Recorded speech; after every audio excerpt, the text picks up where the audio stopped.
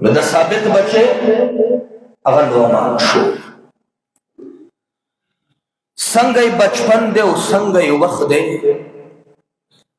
دا سم وویل نو د اسماعیل نه روایت دی.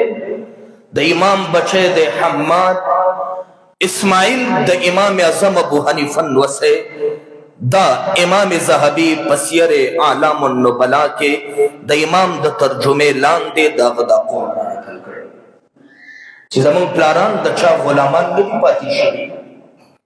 اسماعیل سوی زمون نیکونه پلاران د چا غلامان نه دي پاتې شوي، همیشه آزاد او رهبرانو.